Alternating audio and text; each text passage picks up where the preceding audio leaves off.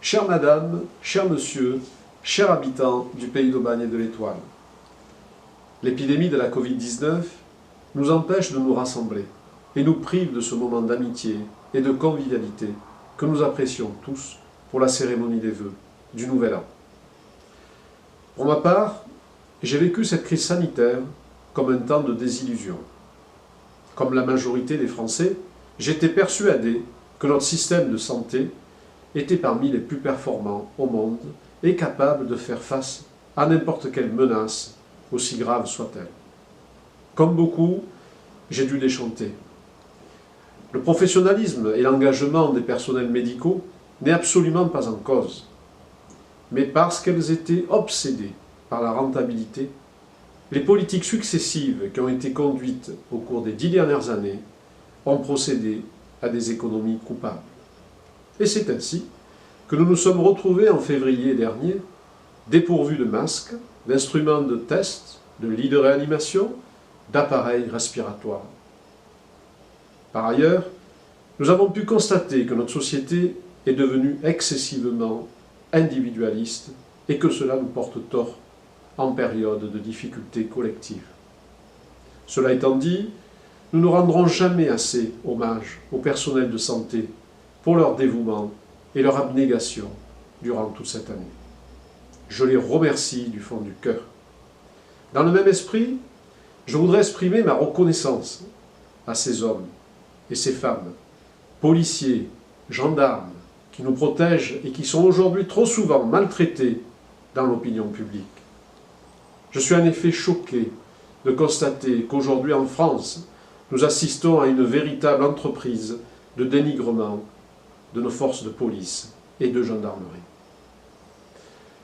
Les récents dérapages qui ont fait la une des journaux y sont pour quelque chose. Cependant, je veux dire que cette hostilité, qui s'exprime de plus en plus violemment, me paraît extrêmement dangereuse et abusive. On ne peut stigmatiser tout un corps sous prétexte qu'il arrive que quelques individus se conduisent mal, dans certains cas plutôt rares. Ce n'est pas raisonnable. Il ne peut exister de liberté ni de sécurité sans ordre, sinon nous allons rapidement vers une société de chaos. Notre sécurité est donc la condition sine qua non de notre liberté. Voilà pourquoi, sans nier l'existence d'erreurs et de dérapages ponctuels, je veux aussi ici leur rendre hommage et les assurer de ma confiance et de mon estime. En tant que président du territoire du Pays d'Aubagne et de l'Étoile, je compte à vos côtés mettre au service de tous le principe d'une nouvelle gouvernance fondée sur l'idée que le territoire doit être avant tout un outil et un facilitateur à la disposition des 12 communes qu'il recouvre. Pour moi, les maîtres mots de cette gouvernance sont la solidarité et la proximité, alliées aux qualités de respect, de compétence et de complémentarité. Je voudrais maintenant vous présenter les grandes lignes qui guideront notre action.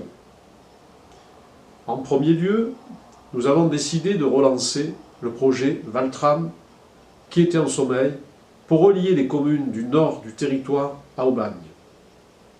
Ensuite, il ira jusqu'à Marseille afin qu'il prenne sa véritable dimension métropolitaine.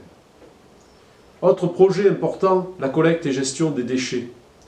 Nous nous proposons de réduire de 15% le poids des déchets ménagers et en valoriser 65% en 2025. La lutte contre les incivilités fait évidemment partie de nos priorités. Trop de particuliers et certaines entreprises ont pris de mauvaises habitudes en matière de déchets.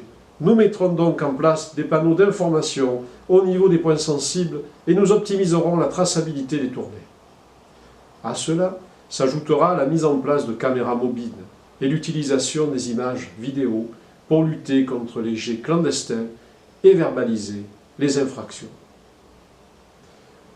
Plus que jamais, nous souhaitons dynamiser l'attractivité du territoire en profitant du plan de relance économique destiné à toutes nos entreprises pour créer de l'emploi et préparer l'avenir de nos enfants. Concernant l'environnement, qui pour nous est une préoccupation majeure, nous sécuriserons l'accès à une alimentation locale, durable, pour plus d'autonomie. Et nous agirons de multiples façons en milieu forestier, pour une prévention active contre les incendies, une lutte contre le réchauffement climatique. Enfin, nous allons créer un label territoire durable pour encourager la transition écologique. Sans entrer dans le détail, nous envisageons de nombreuses actions solidaires en faveur du personnel soignant, des pompiers, des forces de l'ordre, des habitants du territoire en situation de précarité.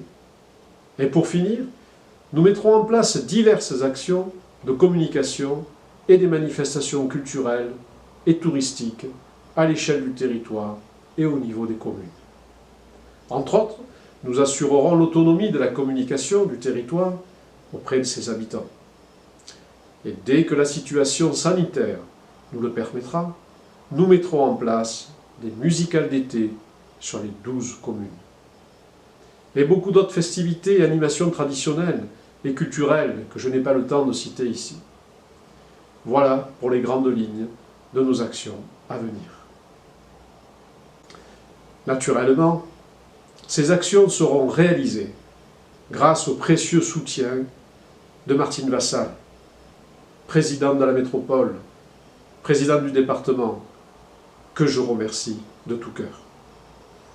Bien sûr, j'adresse un grand merci à mes chers amis et collègues, les maires de nos communes, pour la confiance qu'ils m'apportent et pour leur soutien. Je serai toujours à leur écoute pour les aider à servir leur commune et appuyer leurs demandes. Je remercie également chaleureusement l'ensemble des personnels du territoire et des communes pour leur engagement et leur efficacité à faire avancer nos projets. Je sais que je pourrai m'appuyer sur leur dévouement et leur professionnalisme. Merci au personnel des services de l'État, aux autorités civiles et militaires et aux collectivités territoriales. Merci aux représentants des cultes de notre territoire pour leur ministère généreux auprès de nos concitoyens. Soutien à nos restaurateurs, aux artistes, comédiens et acteurs de la culture. Merci à tous les chefs d'entreprise, commerçants et professions libérales pour tous les services qu'ils rendent au quotidien. Je leur souhaite le courage, la détermination et la prospérité dont ils ont besoin. Merci aux agriculteurs pour leur travail en faveur d'une agriculture éco-responsable. Merci aux enseignants des écoles maternelles et primaires, collèges et lycées. Honneur et reconnaissance aux associations qui animent notre territoire tout au long de l'année en proposant des activités si variées, si utiles et si épanouissantes. Grâce à vous, il se passe toujours quelque chose en Pays d'Aubagne et de l'Étoile. Merci aux comités communaux des feux et forêts, nos pompiers et l'ensemble des gestionnaires de l'espace forestier qui sécurisent nos massifs, été comme hiver. Mesdames, Messieurs, en ce début d'année 2021, c'est du fond du cœur que je vous souhaite les meilleurs vœux de bonheur, de santé, de sécurité et de prospérité pour chacun d'entre vous et au sein de vos familles. Je souhaite la présence et l'affection de l'entourage bienveillant pour nos aînés, l'assistance et le réconfort pour ceux qui sont seuls et démunis. Je souhaite que le succès et la réussite accompagnent ceux qui entreprennent, ainsi que tous les jeunes gens qui débutent dans leur vie d'adulte. Après cette année 2020 qui a bouleversé notre quotidien, je formule le vœu que plus que jamais, la solidarité, l'entraide et la tolérance deviennent les valeurs phares de cette année qui vient. Faisons de cette année 2021 une année d'espérance pour réchauffer les cœurs et surtout de confiance dans les hommes pour consolider la cohésion, la prospérité de notre territoire et de notre pays. Mesdames, Messieurs, je vous souhaite à tous une bonne et heureuse année 2021. Bonne année au pays de Bagne de l'Étoile, bonne année à nos 12 communes.